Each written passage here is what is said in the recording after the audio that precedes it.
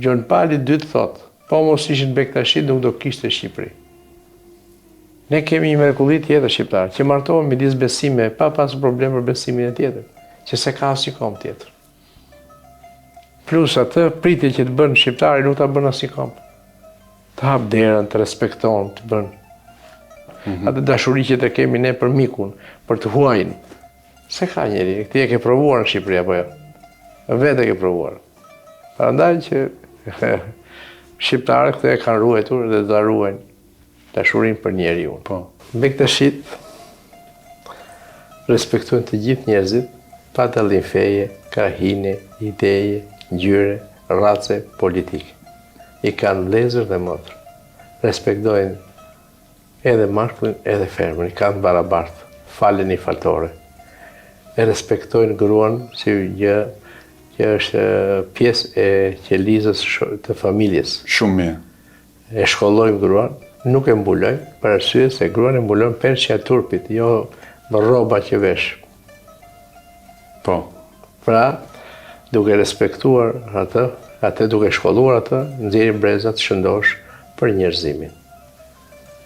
Gjithashtu, teqet janë 24 orë të hapura, nuk mbyllen.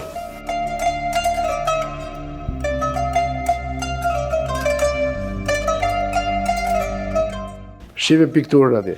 Po. This picture?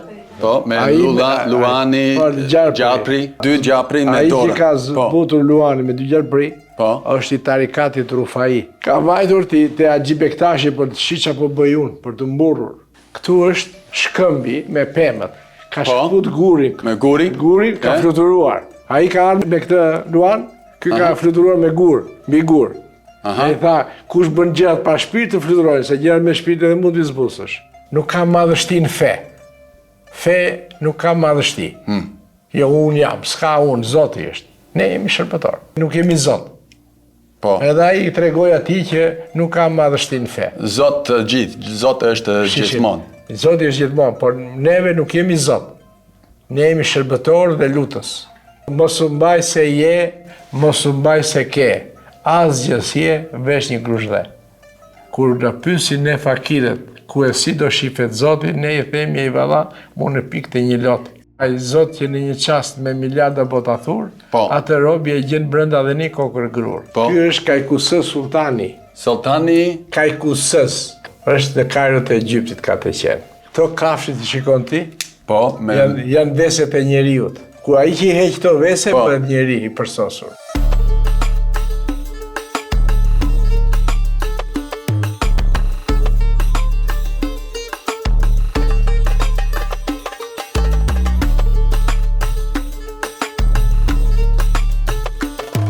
Faleminderit shumë. Prit. Hapi. Bravo.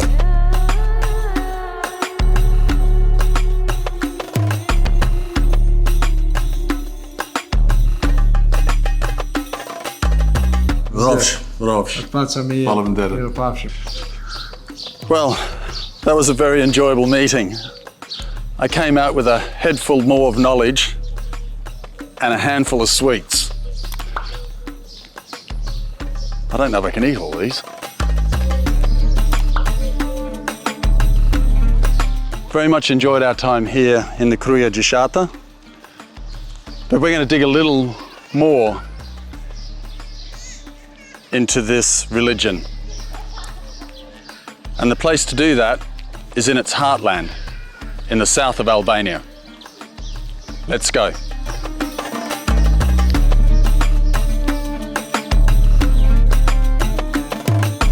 As the Ottoman Empire expanded, the Bektashi built their teches across the Balkans.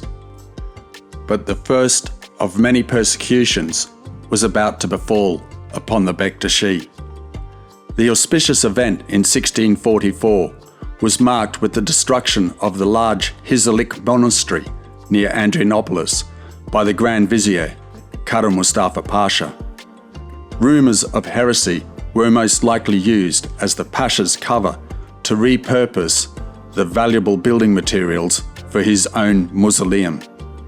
The rumours of heresy were possibly a result of cultural differences, because men and unveiled women secretly worshipped together. The dervishes scattered and laid low for the next few decades on the western borders of the empire's periphery, a safe haven already mixed with various religions due to the region's location along the borderlands that had previously separated Eastern and Western Roman empires. Albania was a fertile ground for Bektashi beliefs to take hold.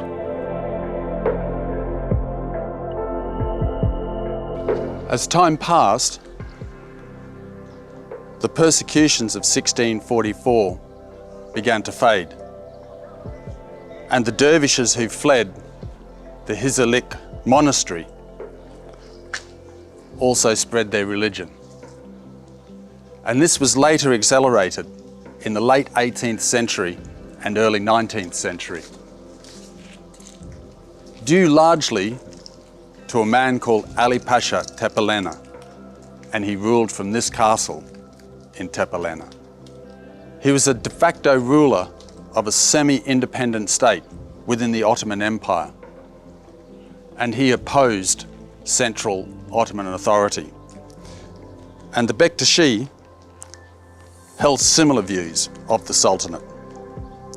So Ali Pasha aligned himself with this religious order.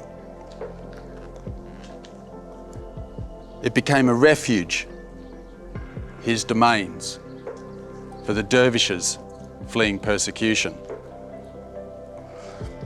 But there were also other reasons why these two aligned with each other.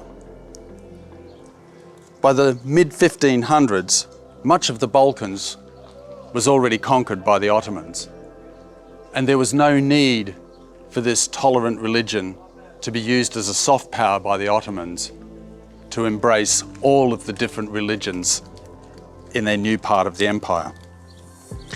Also in 1516, the Ottomans conquered Damascus, an important trading town, but also important because it was the gathering point for Islamic faithful before they set off on their pilgrimage to Mecca. And protection of these pilgrims was a huge responsibility, and the Ottomans took it very seriously and assumed the position of guardianship over Sunni Islam. The heterodoxy of the Bektashi was beginning to lose favour.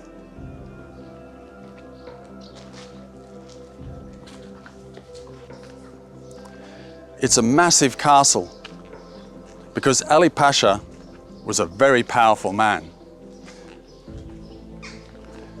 It's so large that today people still live within its walls. And Bektashiism has been a way of life here for such a long time that you still find turbes and tekes scattered throughout, such as this beautiful little turbe in the middle of the castle. I love the gardens. Bektashi are very, very big on gardens, and you'll always find tekes and turbes beautifully looked after. Flowers blooming, cypress trees are always in there.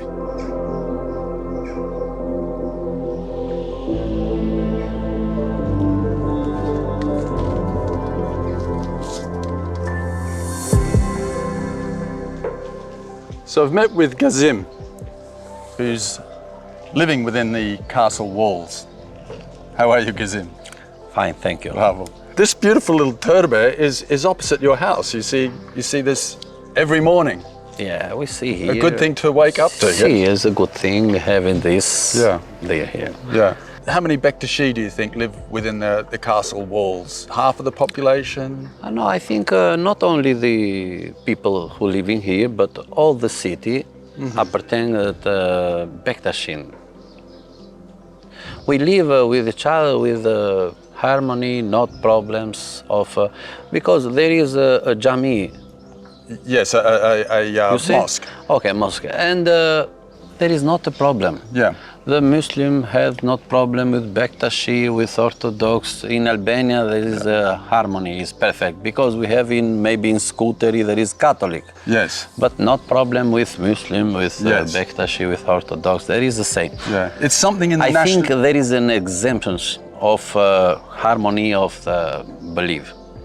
I think Gazim is right. The religious tolerance of the Albanians is exemplary. For the nation's four religions, their religious days are all national holidays, and interfaith marriages are common. Even Ali Pasha of Tepelena was married to a Christian Orthodox woman. However, our focus is on Ali Pasha's relationship with the Bektashi. This relationship to the Bektashis came at a cost. Ali Pasha had a rival in the north, the Pasha of Shkodra, and he viewed the Bektashis as sympathetic to his rival, Ali Pasha. So he blocked any Bektashis that came into his region. That's why you have more Bektashi in the south than you do in the north of the country, because of this rivalry between the two Pashas.